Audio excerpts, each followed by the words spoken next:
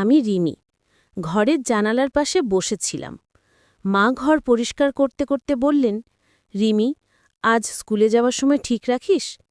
আমি হাসি দিয়ে বললাম, ঠিক আছে মা। ছোট ভাই রাহাত পাশের ঘরে খেলছিল।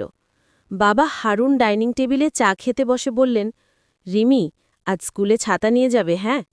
আমি বললাম, হ্যাঁ বাবা, মনে আছে।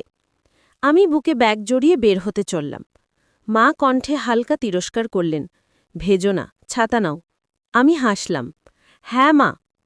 রাস্তার দিকে হেঁটে যাচ্ছি। তানিয়া আর রাবেয়া পাশ দিয়ে চলছিল। রিমি, আজকে রিফা তো স্কুলের বাইরে থাকবে, দেখেছিস? তানিয়া বলল। আমি লজ্জা পেয়ে বললাম, হ্যাঁ, কিন্তু ও প্রায় সবসময় থাকলে একটু ভয় লাগে। রাবেয়া হেসে বলল, ভয় কেন? তুই কি ওকে পছন্দ করিস? আমি হাসতে হাসতে বললাম, হয়তো কিছুটা। স্কুলের গেটের কাছে হঠাৎ বৃষ্টি শুরু হলো। সবাই ছাতা বের করল।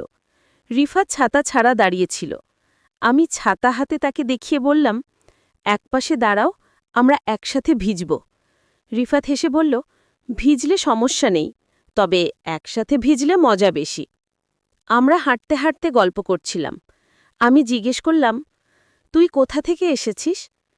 পাশের শহর থেকে, মামার বাড়িতে থাকি, পড়াশুনো করতে এসেছি। আর তুই? সে হেসে বলল, আমি রিমি, এই শহরেই থাকি। রিমি, তোর সঙ্গে কথা বলতে খুব ভালো লাগছে, রিফাত বলল। তার হাসি আমার মুখেও হাসি ফুটিয়ে দিল। পরদিন তানিয়া বলল, রিমি, ও কি সবসময় তোর দিকে তাকায়? আমি লজ্জা পেয়ে বললাম, হ্যাঁ, কিন্তু আমি লজ্জা পাই। রাবেয়া হেসে বলল, তুই কি ওকে পছন্দ করিস?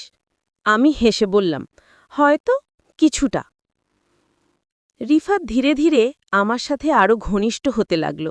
স্কুলের বাইরে, লাইব্রেরিতে বা রাস্তায় হেঁটে চলতে চলতে আমরা হাত ধরি, কখনো ছোট ছোট আলিঙ্গন করি। মাঝে মাঝে সে রসিকতা করে, পিচ্চি, আজ কি ভালো লাগছে? আমি হেসে বলি, হ্যাঁ, তুই থাকলে সব ভালো লাগে। একদিন স্কুলের ছুটির পরে রিফাত বলল, চলো একটু হেঁটে আসি। আমি বললাম, ঠিক আছে। হাঁটতে হাঁটতে সে হঠাৎ বলল, রিমি, আমি তোকে কিছু বলতে চাই। আমি থমকে বললাম, কি বলবে? আমি তোকে পছন্দ করি, খুব। সে বলল।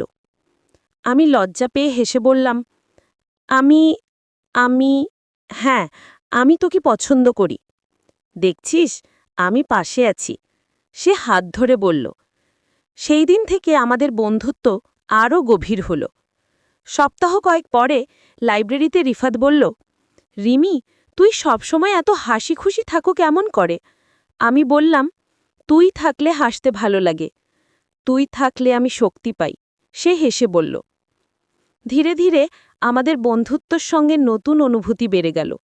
রিফাত মাঝে মাঝে আমাকে ডাকত, পিচ্চি, আজ একটু কাছে আস।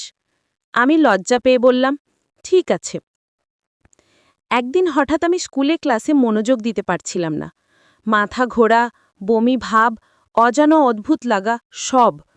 আমি মাকে বললাম, মা, আমি আমি কিছু বুঝতে পারছি না, কিছু বড় পরিবর্তন ঘটেছে। মা চিন্তিত হয়ে বললেন, রিমি, সব বলো না কেন, কি হয়েছে? আমি কেঁদে বললাম, মা, আমি আমি মনে হচ্ছে আমার জীবনটা হঠাৎ বদলে গেছে। আমি ভয় পাচ্ছি। মা শান্ত কণ্ঠে বললেন, চিন্তা করার কিছু নেই, আমরা আছি, একা নও। রিফাত পাশে আছে, তাই না? পরদিন আমি রিফাতকে ফোন করলাম। রিফাত, আমি কিছু বুঝতে পারছি না, তবে কিছু বড় পরিবর্তন ঘটেছে। আমি বললাম, আমি আছি রিমি, আমরা একসাথে সামলাব। রিফাত বলল। তার কণ্ঠের নিশ্চয়তা আমার ভয় কমিয়ে দিল। পরের দিন আমি মেডিকেল চেকআপের জন্য গিয়েছিলাম। ডাক্তার শান্তভাবে বললেন, রিমি, পরীক্ষা হলো। হ্যাঁ, তুমি গর্ভবতী, তবে চিন্তা করার কিছু নেই। আমরা যথাযথ ব্যবস্থা নিয়ে সাহায্য করব। আমি কাঁদতে কাঁদতে রিফাতকে ফোন করলাম। রিফাত, আমি সত্যিই ভয় পাচ্ছি। পিচ্চি, আমি আছি রিমি, আমি কখনো ছাড়ব না, আমরা একসাথে সব সামলাব। সে বলল। আমি তখন মাকে বললাম, মা, আমি আমি ভুল করেছি, তবে চাই সবাই পাশে থাকুক। মা প্রথমে কিছুটা কঠিন হয়ে বললেন, রিমি, এটা বড় ব্যাপার, তবে আমরা তোর পাশে আছি। বাবা মাথায় হাত বুলিয়ে বললেন, শক্ত হয়ে থাক রিমি, সামনে এগোতে হবে। রিফাত বলল, পিচ্চি, আমি সবসময় তোর পাশে থাকব, তুই একা নও। দিন গড়ানোর সঙ্গে সঙ্গে আমরা সবাই ধীরে ধীরে মানিয়ে নিলাম। আমি স্কুলে যেতাম, রিফাত পাশে থাকত, আমরা হাত ধরি, ছোট আলিঙ্গন করি, মাঝে মাঝে সে রসিকতা করে, পিচ্চি, দেখছিস আমি তোর পাশে আছি।